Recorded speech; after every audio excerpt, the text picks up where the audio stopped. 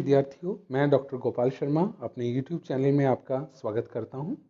आज का हमारा टॉपिक है आंतरिक अंकेक्षण अर्थात इंटरनल ऑडिट। जैसा कि हमने पहले देखा था कि इंटरनल ऑडिट हमारा इंटरनल कंट्रोल का ही एक भाग है। आंतरिक नियंत्रण के अलग अलग भागों में एक भाग हमने देखा था इंटरनल चेक का था और दूसरा भाग इंटरनल ऑडिट है। वास्तव में देखा जाए तो आंतरिक अंकेक्षण भी चालू अंकेक्षण के समान ही होता है, लेकिन इसमें अंतर इतना ही है कि आंतरिक अंकेक्षण संस्था के कर्मचारियों द्वारा ही किया जाता है।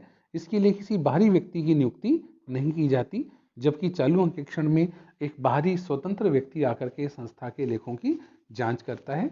इसलिए आंतरिक अंकेक्षक के पास व्यावसायिक अंकेक्षक की सीए की योग्यताएं होना आवश्यक नहीं है। यदि उसमें लेखा की नॉलेज है तो भी वह आंतरिक अंकेक्षण का कार्य कर सकता है। तो आंतरिक अंकेक्षण की मुख्य परिभाषाएं देखते हैं। होवार्ड एफ स्टेटलर के अनुसार आंतरिक अंकेक्षण कंपनी के मामलों और क्रियाओं का अंदर से अंकेक्षण है, अर्थात संस्था के कर्मचारी ही इस जांच का कार्य करते हैं, तो उसे हम आंतरिक अंकेक्षण कहते हैं। वाल्टर बी मिक्स ने भी यही कहा है कि आंतरिक अंकेक्षण वित्तीय और संचालन संबंधी क्रियाओं का एक सतत और आलोचनात्मक परीक्षण है, जो अंकेक्षकों को ऐसे स्टाफ द्वारा किया जाता है जो संस्था के पूर्णकालीन वेतन भोगी कर्मचारी होते हैं। तो इसमें क्लियर हो गया कि जो भी इंटरनल ऑडिट करेगा वो संस्था का कर्मचारी ही होगा, कोई बाहरी व्यक्ति नहीं होगा। तो आंतरिक अंकेक्षण क्यों किया जाता है, इसके मुख्य उद्देश्य क्या है? इसका पहला उद्देश्य या सभी उद्देश्य लगभग वही हैं जो अंकेक्षण के होते हैं। अंतर हमने पहले बताया कि केवल इतना ही है कि सामान्य रूप से अंकेक्षण बाहरी व्यक्ति द्वारा किया जाता है, जबकि आंतरिक अंकेक्षण संस्था के कर्मचारियों द्वारा किया जाता है। इसका पहला उद्देश्य अशुद्धियों को रोकना और अगर हो जाए तो उनको ज्ञात करना। दूसरा, छल कपट को रोकना और ढूंढना। तीसरा, आंतरिक निरीक्षण की सफलता की जांच करना।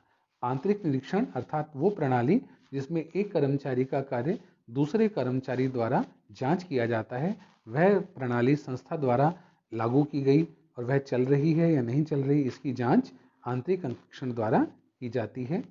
चौथा उद्देश्य है व्यवहारों के अधिकृत होने की जांच करना, कि प्रत्येक व्यवहार अधिकृत अधिकारी द्वारा अधिकृत होना चाहिए। यदि ऐसा नहीं हो तो इसकी सूचना प्रबंधकों को दी जाए।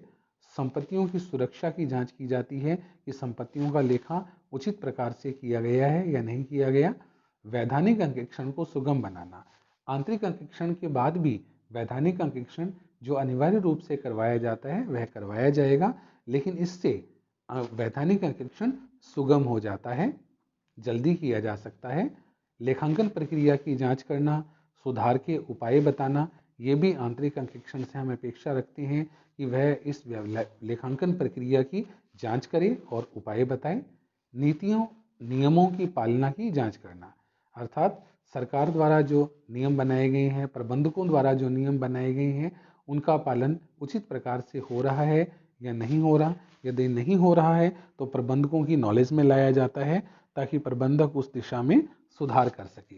कार्यों का पुनरीक्षण भी हो जाता है, अर्थात एक संस्था के कर्मचारियों ने जो कार्य किया है वही कार्य संस्था के अन्य कर्मचारियों द्वारा जांच लिया जाता है, जिसके आधार पर प्रबंधकों को हम सुझाव भी दे सकते हैं। आंतरिक अंकेक्षण और आंतरिक निरीक्षण, इन दोनों में क्या अंतर है? जैसा कि हमने देखा कि दोनों ही आंतरिक नियंत्रण के भाग हैं, दोनों में ही जांच का कार्य किया जाता है, लेकिन फिर भी दोनों में थोड़ा थोड़ा अंतर है।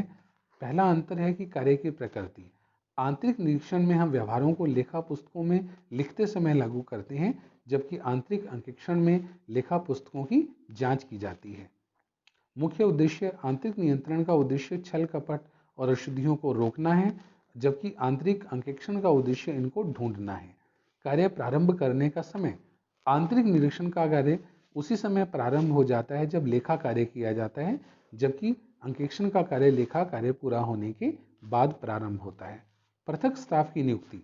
आंतरिक निरीक्षण के लिए हमें अलग से स्टाफ की नियुक्ति नहीं करनी पड़ती, क्योंकि जो कर्मचारी कार्य कर रहा है वही इस कार्य की पुनर्जांच करता रहता है, जबकि आंतरिक अंकेक्षण के लिए अलग से स्टाफ की नियुक्ति की जाती है, वही आंतरिक अंकेक्षण का कार्य करते हैं। प्रभावशाली होने की जांच। यदि आंतरिक निरीक्षण से हमें पता लगता है कि हमारी लेखा प्रणाली कितनी प्रभावशाली है, और आंतरिक अंकेक्षण से हम आंतरिक निरीक्षण और लेखा प्रणाली दोनों की प्रभावशीलता के बारे में जानकारी प्राप्त कर सकते हैं। रिपोर्ट देना, सुझाव देना। आंतरिक निरीक्षण में किसी प्रकार की कोई रिपोर्ट, कोई सुझाव नहीं दिया जाता, क्योंकि एक निरंतर कार्य करने की प्रक्रिया है। जबकि आंतरिक अंकेक्षण में जो व्यक्ति ऑडिट का कार्य कर रहा है वह अपनी रिपोर्ट प्रबंधकों को देता है और सुधार के लिए सुझाव भी देता है। आंतरिक अंकेक्षण की कुछ सीमाएं, क्योंकि जिन संस्थाओं में ये कार्य किया जाता है उसकी कुछ सीमाएं भी हैं। पहला कि ये अत्यंत खर्चीली प्रणाली है, क्योंकि इसके लिए हमें अलग से कर्मचारियों की नियुक्ति करनी पड़ती है जो ये कार्य करेंगे। और दूसरी बात, जैसा हमने देखा कि आंतरिक अंकेक्षण के कार्य के लिए कोई ज़रूरी नहीं है कि वो सीए की डिग्री हो, ऑडिटर की डिग्री रखता हो, उसे केवल लेखांकन की जानकारी होनी चाहिए, इसलिए उसको वह अनुभव नहीं हो सकता जो पेशेवर अंकेक्षण को होता है। इसलिए इसमें थोड़ी बहुत कमियां भी आ सकती हैं।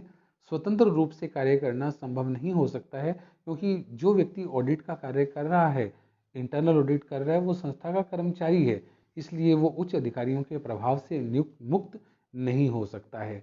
इसलिए वह अपनी स्वतंत्र सलाह, वास्तविक रिपोर्ट प्रस्तुत नहीं कर सकता।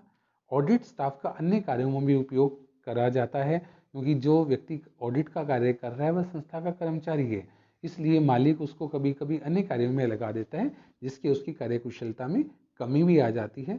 और अंकेक्षक स्टाफ का कर्मचारियों के प्रति पूर्वाग्रह, क्योंकि इंटरनल ऑडिट का जो स्टाफ है वो कर्मचारी ही है, वो अन्य कर्मचारियों के बारे में, उनकी नैतिकता के बारे में काफ़ी जानकारी पहले से ही रखते हैं, इसलिए उनका जो कार्य है वो उसमें व्यक्तिगत द्वेष या पूर्वाग्रह होने की संभावनाएं भी बनी रहती है, जिससे कार्य पर विपरीत प्रभाव भी पड़ सकता है। तो इस प्रकार हमारी इंटरनल ऑडिट की कुछ सीमाएं हैं। फिर भी हम ये कह सकते हैं इन सीमाओं के बावजूद भी कि जो संस्थाएं बड़ी हैं, जिनका आकार बड़ा है, जहाँ व्यवहारों की मात्रा अधिक है, वहाँ पर आंतरिक अंकेक्षण करना जरूरी हो जाता है, जिससे वैधानिक अंकेक्षण में भी हमें लाभ मिलता है। धन्यवाद।